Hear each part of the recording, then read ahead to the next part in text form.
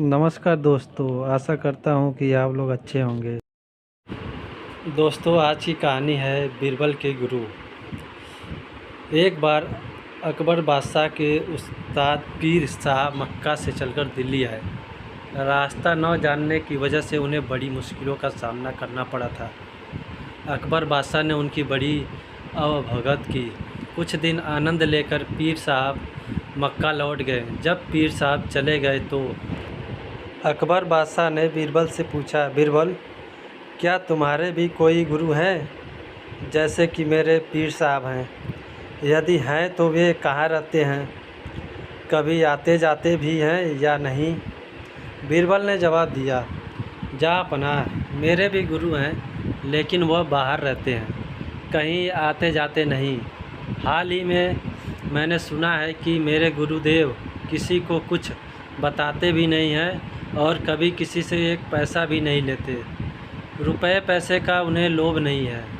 यह सुनकर बीरबल के गुरु के प्रति अकबर बादशाह के मन में श्रद्धा उत्पन्न हुई और उन्होंने बीरबल से अपने गुरु से मिलवाने का आग्रह किया।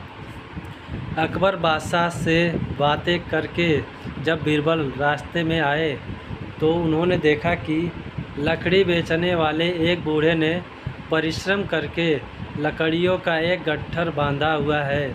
वह सुबह से शाम तक इधर उधर भटका, पर किसी ने भी उसे उचित मूल्य देकर वह गट्ठर नहीं खरीदा। लाचार होकर बूढ़ा लकड़हारा गट्ठर अपने घर वापस लिए जा रहा था।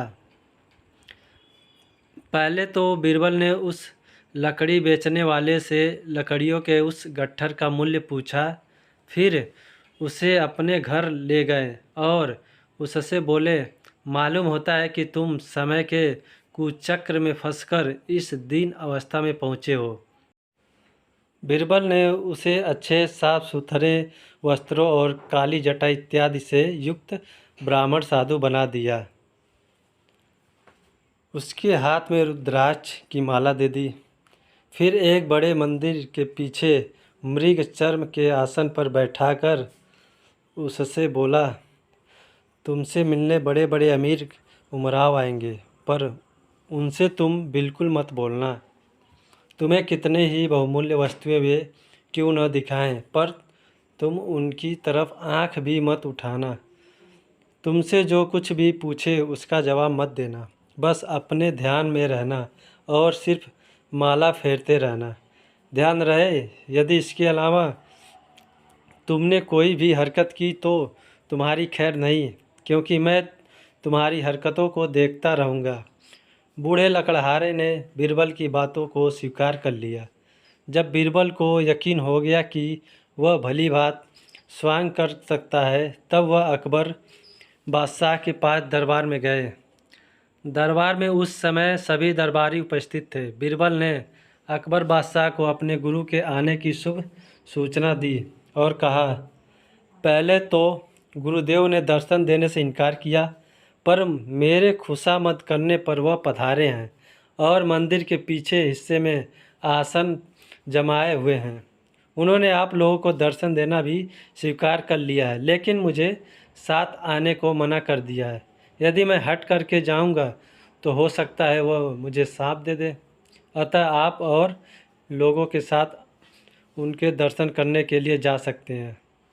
बीरबल को छोड़कर अकबर बादशाह के साथ सभी दरबारी गुरुदेव के दर्शन के लिए गए। अकबर बादशाह ने गुरुदेव के सामने जाकर सादर मस्तक झुकाया, फिर बैठकर उनसे पूछा, गुरु जी, अपना निवास स्थान तथा शुभ नाम इस दास को भी बताने की कृपा करें। गुरुदेव भी किसी ऐसे वैसे के चेले नहीं थे। अकबर बादशाह की बातें सुनी अनसुनी करके वह अपने ध्यान में ही रहे। अकबर बादशाह फिर बोले, भगवान, मैं सारे हिंदुस्तान का बादशाह हूँ और आपकी प्रत्येक इच्छा पूर्ण करने में समर्थ हूँ। आप कृपा करके एक बार मेरी ओर नज़र उठाकर देख लें तो मैं आपको धन्य समझूंगा।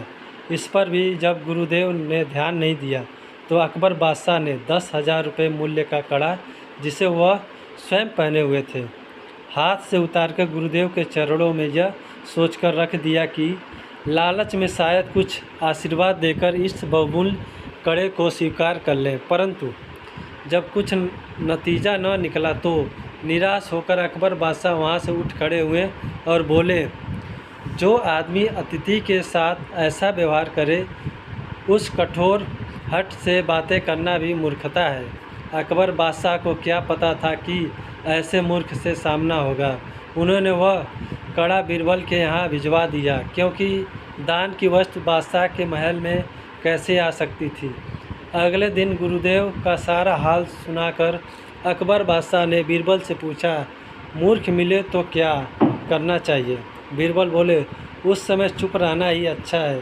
बीरबल के इस जवाब से अकबर बादशाह की रही सही मर्यादा पर भी पानी पड़ गया। उनका विचार था कि ऐसी बात कहकर वह बीरबल के गुरु को मूर्ख साबित करेंगे, पर उल्टे खुद मूर्ख बने।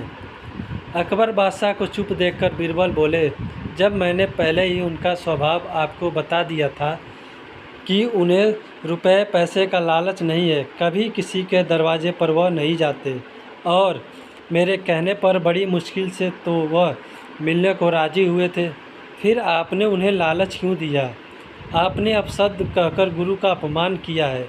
आपको धन दौलत का घमंड है, इसलिए वह आपसे नहीं बोले। बीरबल की बात सुनकर अकबर बहुत लज्जित हुए। दोस्तों, वीडियो अगर पसंद आए तो लाइक और सब्सक्राइब ज़रूर कर देना। वीडियो को अंत तक देखने के लिए आप लोगों का बहुत बहुत धन्यवाद।